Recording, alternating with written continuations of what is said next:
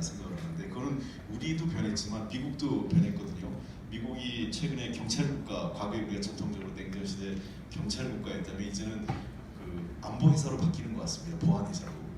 실제로 돈을 받은 만큼 보안 서비스를 주겠다, 이런 걸로 바뀌어가는 개념. 그래서 방위비 분담금에 대해서 주요국들에 대해서 과거하고 다른 상당히 높은 수준의 방위비 분담금을 좀 요구하고, 우리 같은 경우도 10억 불에서 지금 50억 불 정도를 요구하고 있고, 뭐 그런 일본, 유럽, 나토 지역이나 다 지금 고민이, 그런 현상이 좀 이루어지고 있는 것 같고요. 또 아울러서 이 한미동맹 문제에 대해서도 여러 가지 지금 과거하고 다른 문제가 한국도 나오고 미국도 오는 것 같아요. 실제로 한국에서 우리 그 젊은 세대나 또는 새로운 세대는 한미동맹 관계가 우리 한국 외교나 안보에 있어서 근간이 되는 건 인정하지만, 한미동맹이 과거 그 다른 세대나 보다 그 어떤 뭐랄까 한미동맹 자체가 목적이었다면, 한미동맹은 한국의 안보와 평화 그리고 번영에 있어서 수단이다 이런 쪽으로 좀 바뀌어가는 거 있거든요. 그러니까 접근자 방향 자체가 다른 거죠. 미국도 동맹 관계에 대해서 과거와 같이 어떤 가치에 의한 동맹이보다 그야말로 어떤 그 서로 간의 그 거래에 의한 동맹 관계로 전환돼가는 그런 그 트럼프 대통령 외교에 있어서, 그래서 질서 파괴자 트럼프 대통령 이런 얘기도 미국의 한 언론에서나 전문가들이 제기하고 있는데, 이런 전환기의 한미 관계와 이 동아시아 지역에서의 어떤 공동체 문제가 어떤 건지를 세 분 다 한번 말씀해 주시면 좋겠습니다. 먼저 이종석 장관. 예. 그 미국이 일단 한미 관계 얘기하기 전에 동아시아, 동북아시아에서 미국의 어떤 위상이 무엇인가에 대해서 다시 생각을 해봐야 되는 거죠. 우리가 러시아나 중국이나 남북한이 사실은 북방 경제라고 우리가 표현하고 있고, 또 우리의 그 초저성장 경제성장 시대 대한민국이 뚫고 나갈 수 있는 정말 어떻게 보면 기회창이 눈앞에 있는데, 만약에 비핵화 문제가 제대로 만약에 잘 그렇게 돼야 되겠죠. 잘 풀려진다고 했을 때 그럼 우리가 그런 북방 경제를 원활하게 잘 구성할 수 있을 거냐. 이 모든 거에 불행하게도 역외 당사자죠. 스테이크 홀더인데 우리 동북아에 자기 땅을 갖고 있지 않은 미국이 사실은 엄청난 힘을 발휘하고 있는 거 아닙니까 지금. 미국이 주한미군, 주인미군, 한미동맹, 미일동맹, 그리고 대만과의 특수관계, 그 실제 북핵 문제도 지금 아무리 러시아하고 중국이 저런 안을 냈다 하더라도 미국이 퉁 하면 그만 이런 상황. 이게 지금 한반도 상황입니다. 다시 말해서 평화와 관련돼서도 미국이 한반도와 동북아에 어떤 이해를 갖고 있는가에 대해서 우리가 사실은 이 이익을 조율하기 위해서 노력을 해야 되는 거죠. 미국 우리가 이익 가질 수가 없죠. 더욱이 여기에 있는 사람들이 그러면 나중에 경제협력 한다면 거기에 얼마만큼이나 관여할 수 있을 것인가. 이거 엄청나게 어려운 일입니다. 더욱이 아주 노골적으로 중국을 갖다 견제하는 것이 자신의 중요한 외교적 과제라고 표현하고 있는 상황에서, 그것도 그 과제가 전술적 과제가 아니고 전략적 과제인 상황에서 사실 우리는 그렇기 때문에 이 모든 논의에서 여기에 당사자인 미국을 어떻게 할 수 있는가, 미국이 우리가 어떤 관계를 맺을 것인가, 동아시아와 관계에서 이거에 대한 얘기를 풀지 않으면 사실 의미가 없을 정도로 그런 점에서 굉장히 큰 과제를 갖고 있습니다. 이 과제 속에서 한미 관계도 있고 한미 동맹도 있는데 뭐 시간이 없으니까 간단하게 하나만 말씀드리면 그거라고 생각이 들어요. 자, 지금 이 현안을 두고 얘기해 보겠습니다. 지금 우리는 그렇게 생각해요. 어떻게 생각하냐면은 그냥 이렇게 가면은 미국과 북한이 저렇게 나가는데, 지금 북한은 지금 미국한테 트럼프 대통령한테 답을 내라는 거 아니에요. 쉽게 말하면은 한미연합 군사는 중단 약속한 대로 하고, 그 다음에 비핵화 협상 되면은 핵 협상 자기들이 좋지 않은 거에 따라서 제재 해제해달라는 거 아니에요. 연동해서. 자, 미국이 거기에 대한 답을 안 합니다. 대신에 자제하라 필요해요. 다시 말하면 사실은 동문서답하고 있는 상황에서 에스컬레이트가 되고 있어요. 언론이나 많은 사람들은 왜 이것이 안 되는가를 질문하지 않고 계속 이 동문서답이 되는 이 위기 상황을 묘사만 하고 있어요. 아마 끝까지 갈 겁니다. 이렇게 되면. 자, 그러니까 우리는 두려워요. 두려우니까 뭔가 절충안이 나오는 거에 대해서 반가울 수밖에 없어요. 대한민국 사람들은. 그래서 아마 제가 볼 때 정부도 그렇고 우리도 많은 사람들이, 그렇지 않은 분도 있겠지만 대부분의 사람들은 뭔가 나와야 된다 하니, 그래서 러시아 정부의 중재안이 반가울 수 있어요. 거기다가 실질적으로 보면은 아까도 말씀드렸지만은 우리가 볼 때는 저렇게 이 트럼프 대통령은 나름대로 내가 공이 많았다라고 성과가 많았다라고 비핵화해서 얘기한다면 김정은이 얻은 거라고는 트럼프 만난 건데 미국 사람들이 그 강대국 강대국 대통령 트럼프 만난 것이 북한한테 너희들 영광을 알아 이렇게 말할지 모르지만 북한이 목에 영광이 있어요. 북한이 원하는 건 제재 해제인데 그러다 보니까 아무것도 얻지 못했다. 그러다 보니까 우리가 알아. 이건 좀 북한한테 좀 뭘 해줘야 되는 거다. 거기다 북한이 아까도 말씀드렸지만 우리가 상상하기 어려울 만큼의 개혁개방으로 나아가겠다고 나오고 있어. 이러다 보니까 그러면 이제는 한미 공조만을 위해서 안 됩니다. 공조라는 것은 서로 이익이 완전히 일치되지 않기 때문에 공조가 있는 거예요. 왜? 서로 다르기 때문에 서로 조율하는 거잖아요. 그러면 공조를 하려고 했는데 미국이 우리가 달라. 미국은 난 이거 필요 없어. 난 안 받을 거야. 우리는 너에게 한번 좀 생각을 해보세요. 여러 가지 얘기. 나름대로 좀 미국의 생각, 그러니까 스냅백 같은 걸 좀 이렇게 붙여가지고 조건부로 붙여서 한번 생각해 보시죠. 이게 미국이 안 받으면, 미국이 안 받는데요. 라고 뒤로 물어나면 대한민국의 목소리는 딱 하나입니다. 한미 공조로 우리는 간다. 이것밖에 안 나오잖아요. 우리가 갖고 있는 생각은 전혀 반영이 안 돼. 그런 점에서 지금은 정부고 누구 간에 지금 이거는 좀 뭐 해볼 만한 거 아니야? 아니 뭐 좀 우리가 한번 좀 이걸 갖고 좀 절충을 해봐. 라는 말을 썼어요. 언어가 정확히 표현되지 않으면은 지금 우리가 여기서 이익을 얻을 수 없고 더욱이 이 위기 상황에서 대한민국에 우리 설 자리도 없고 또 미래가 상당히 아무런 것이죠. 그런 점에서 저는 정부나 정치권이 목소리를 낸다고 생각합니다. 아까 통일연계 위원장처럼 저렇게 얘기를 해야 돼요. 정확하게. 그런 목소리가 수석대변이잖아요. 나가서 해야 됩니다. 민주당이 너무나 나약해요. 너무나 유약하고. 이러면 안 되죠. 민주당의 나랑 같은 생각이 같은 나랑 너무 많았어요.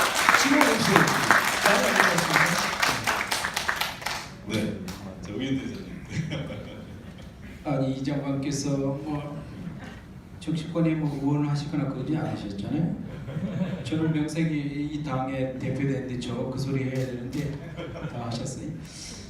제가 대사로 있으면서 러시아에 있는 주미 대사를 오래 한 러시아의 고위 정치인한테 물었어요.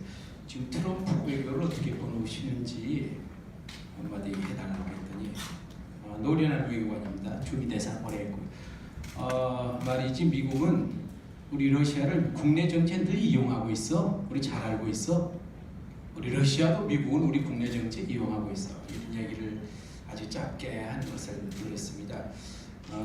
정말 정치하다가 국내 정치는 외교관을 했는데 그러다 보니까 많은 생각을 제가 주진하게 해봤어요. 미국은 도대체 어떤 외교를 하고 있고 우리에게 미국은 어떤 나라인가?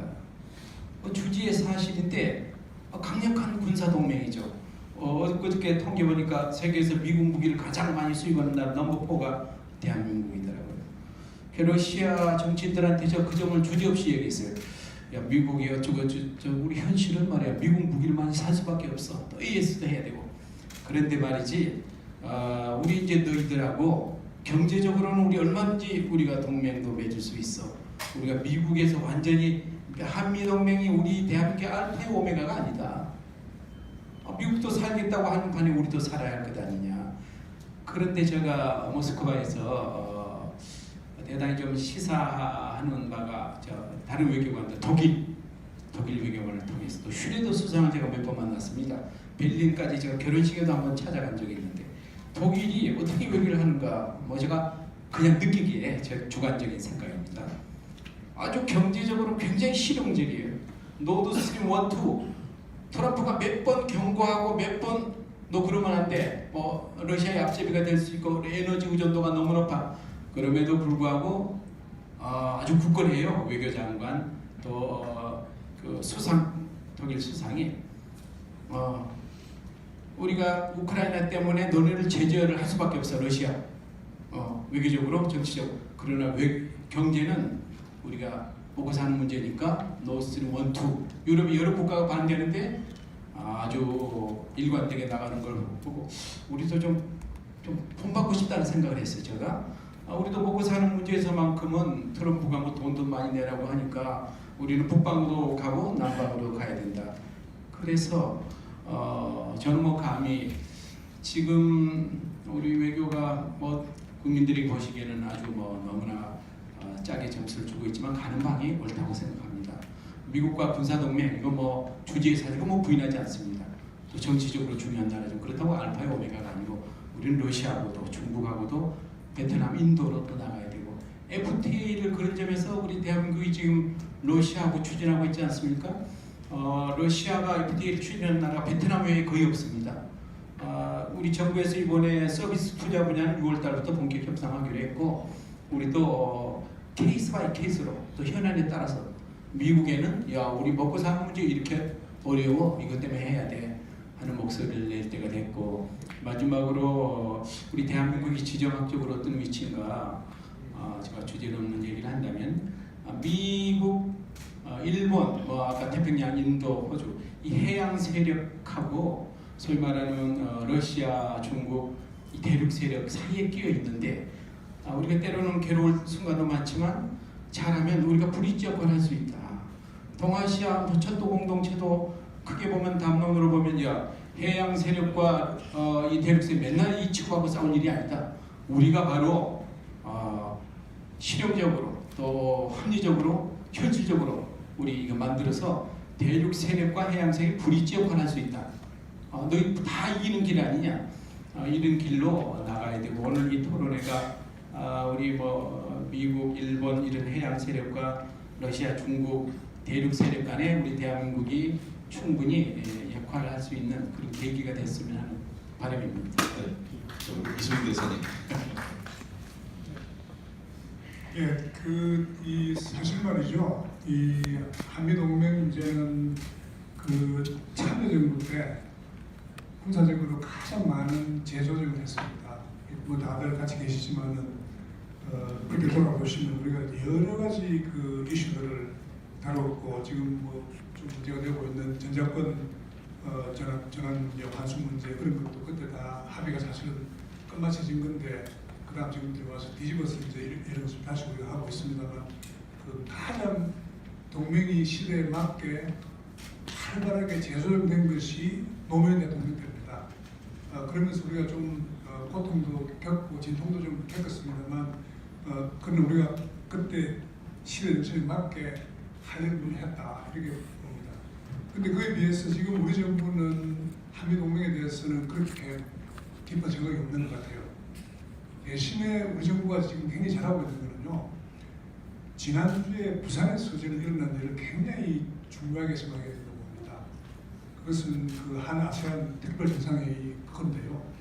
그 정상회의를 뭐 그렇게 뭐 그럴싸하게 개최했다 이것이 뭐 대단히 중요하다 그렇게 볼 수는 없지만 뭐 그것도 중요한 일입니다.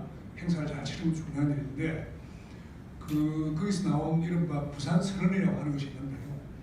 그 부산 선언이 저는 우리 그 대한민국의 교육과 대외 전략이 앞으로 근본적으로 좀 나아가는데 하나의 중요한 그 근거가 된다.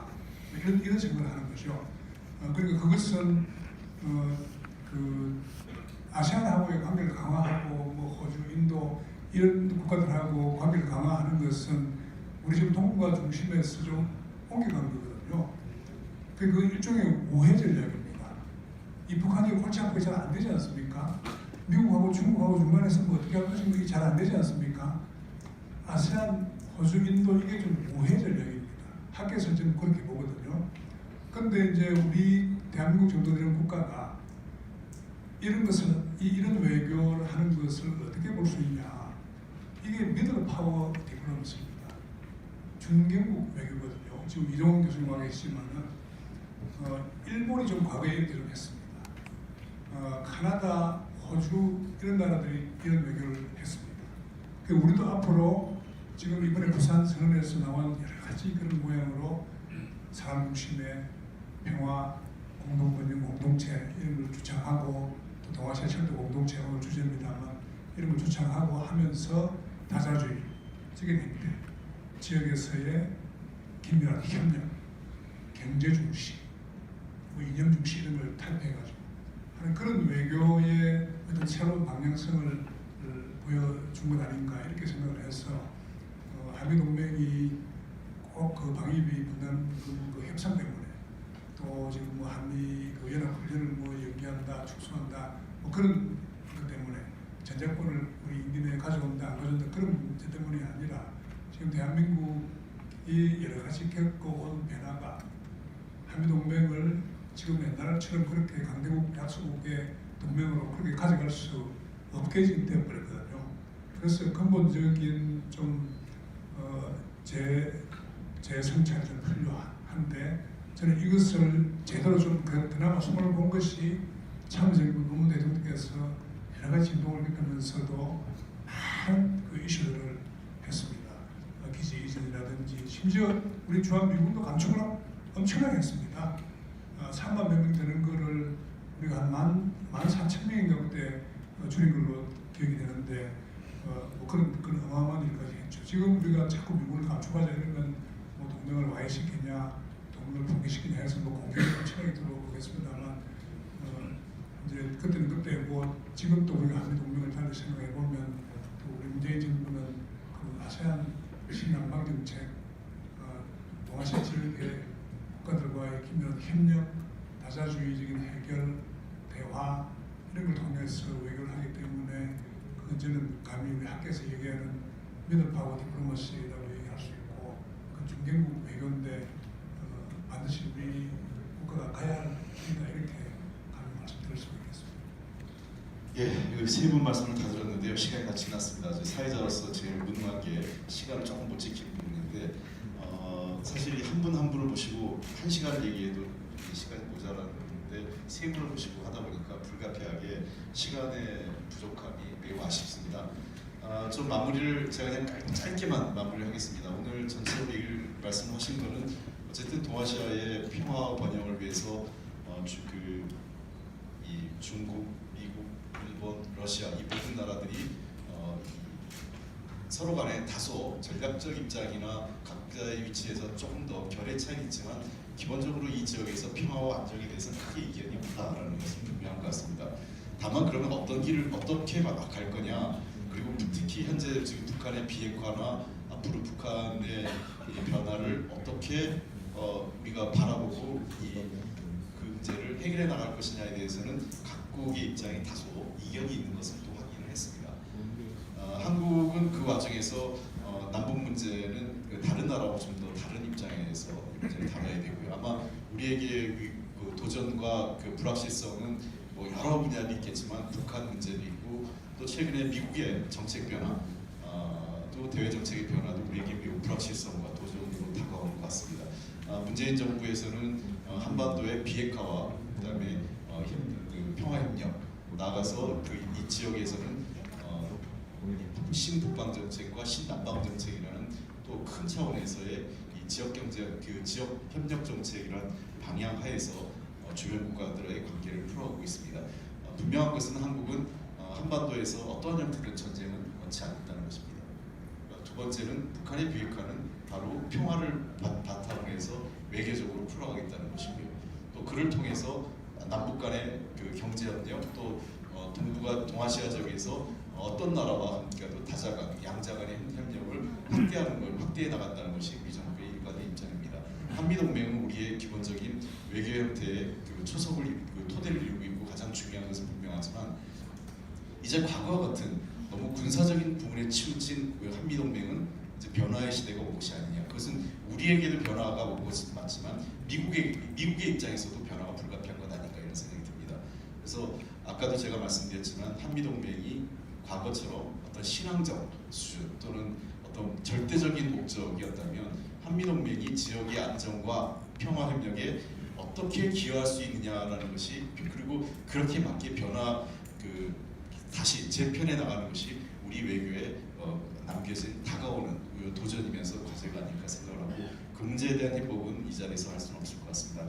다음에 우리 또 동아시아 철도와 도로에 대한 그 전문가분들의 그 논의가 있을 텐데 저는 좀 더 구체적인 방안으로 가면서 도리어 그 거시적인 미시적인 과제를 보면서 또 다시 거시적인 과제를 다시 볼 수 있는 그런 시간이 될 것을 기대하고 이 세션 이것으로 마무리하겠습니다. 오늘 함께해 주신 세 분 큰 박수 부탁드립니다.